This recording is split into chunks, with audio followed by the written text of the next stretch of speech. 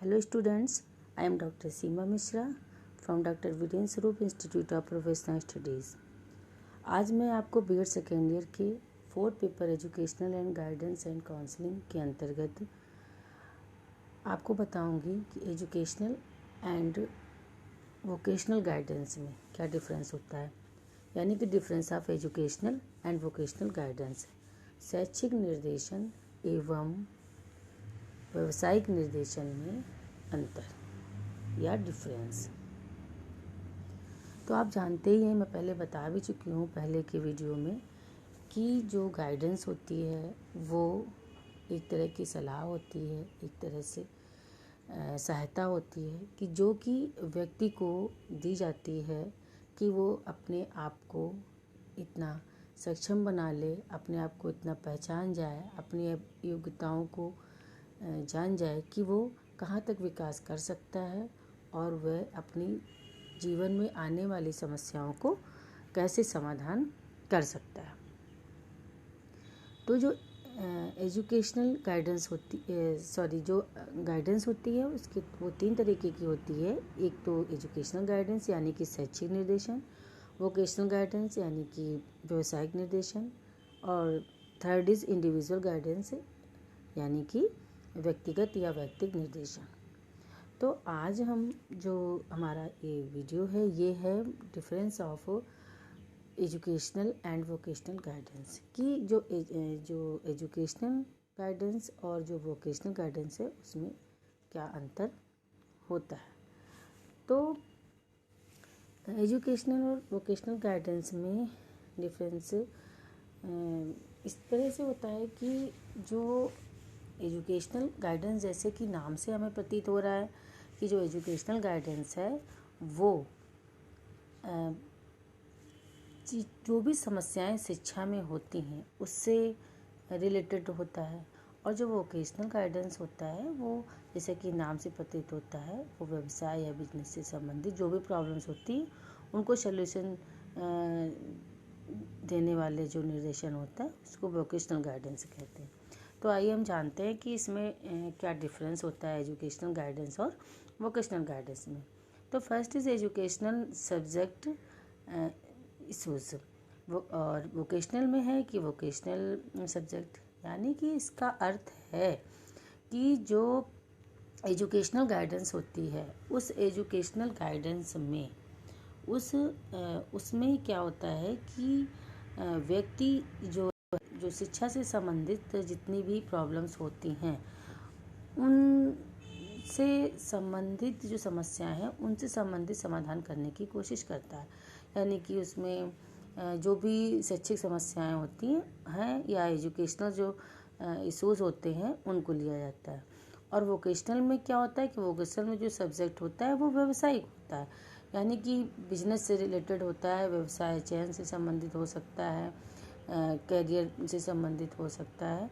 तो यानी कि वो बिजनेस बदलने से संबंधित हो सकता है, मतलब कोई भी इशूज़ जो हैं वो व्यवसाय से संबंधित होते हैं। Second is intellectual development.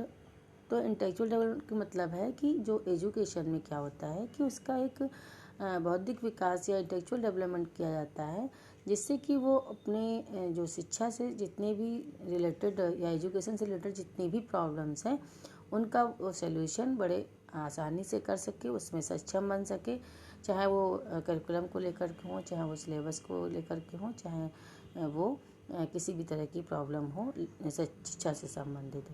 और इसमें क्या होता है कि वोकेशनल डेवलपमेंट में क्या होता है कि इसमें जो व्यावसायिक विकास है उस पर ध्यान दिया जाता है कि वो व्यवसाय पे विकास कर सके, व्यवसाय का चयन कर सके, व्यवसाय बदल सके, तो इसमें डेवलपमेंट है।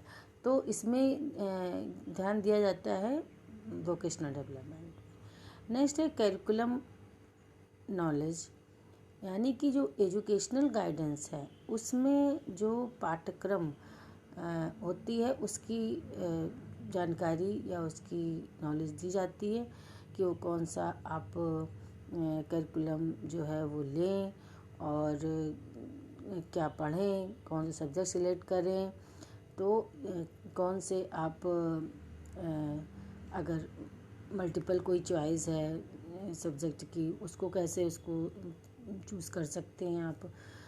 तो ये सब जो है एजुकेशनल गाइडेंस में होता है। और वोकेशनल गाइडेंस में बिजनेस से रिलेटेड नॉलेज होती है कि जो कैसे आप अपने बिजनेस को डेवलपमेंट करेंगे, इसका बेस क्या है, इसकी कौन कौन सी ब्रांच हैं, इसमें और क्या किया जा सकता है। तो एक्सेट्रा इस तरह की जो नॉलेज होती है वो वोकेशनल गाइडेंस में होती है।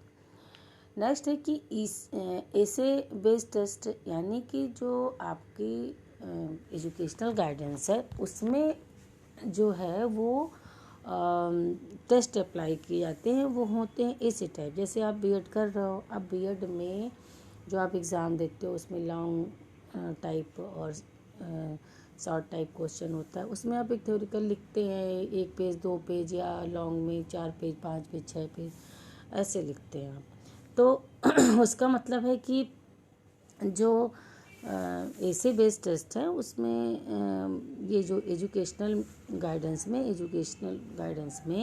ये जो ऐसे टाइप टेस्ट है वो यूज़ किए जाते हैं और वो ऐसे बेस्ड टेस्ट होते हैं। बट जो ये वोकेशनल गाइडेंस होती है उसमें स्टैंडर्डाइज्ड टेस्ट बेस्ड होते हैं, यानी कि जो मानित होते हैं, प्रमाणीकृत टेस्ट होते हैं, वो यूज़ किए जाते हैं वोकेशनल गाइडेंस में। तो एक ये टेस्ट को लेकर भी डिफरेंस होता है। Needed in primary and secondary level, यानी कि जो एजुकेशनल गाइडेंस होती है वो प्राइमरी और सेकेंडरी लेवल पे यूज़ होती है। और जो ये वोकेशनल गाइडेंस है नीडेड इन हायर लेवल, यानी कि जो ये वोकेशनल गाइडेंस होती है ये हायर एजुकेशन या हायर लेवल पे यूज़ की जाती है, क्योंकि इसमें बड़े बच्चे होते हैं और एजुकेशनल वाले में उसमें प्राइमरी में और सेकेंडरी में छोटे बच्चे होते हैं। तो उसमें उनको सिलेबस, करिकुलम, कौन सा साइट लें, क्या पढ़ें, किस स्कूल में एडमिशन लें, किस कोचिंग में जाएं, ये सब तरीके की प्रॉब्लम्स होती हैं। तो वो इससे रिलेटेड आती हैं क्योंकि बच्चे छोटे होते हैं। और इधर वोकेशनल गाइडेंस में जो होती है वो हायर में, क्योंकि उस समय वो कैरियर चुनते हैं, अपना जॉब सिलेक्ट करते हैं, अपना बिजनेस करते हैं। तो उस बिजनेस को कैसे इस्टेब्लिश करें, कैसे डेवलपमेंट करें उस बिजनेस को, तो ये सब चीज़ें वोकेशनल गाइडेंस में आती है। तो जो नीड होती है एजुकेशनल गाइडेंस की वो प्राइमरी एंड सेकेंडरी लेवल पे होती है, और जो ये वोकेशनल गाइडेंस की नीड है वो हायर लेवल पे होती है, यानी कि हायर एजुकेशन पे होती है। इसके बाद आते हैं teachers are required for this, यानी कि जो एजुकेशनल गाइडेंस होती है वो टीचर भी दे सकता है, उसके लिए टीचर की आवश्यकता होती है एजुकेशनल गाइडेंस के लिए, क्योंकि उसको नॉलेज होती है शिक्षा से संबंधित।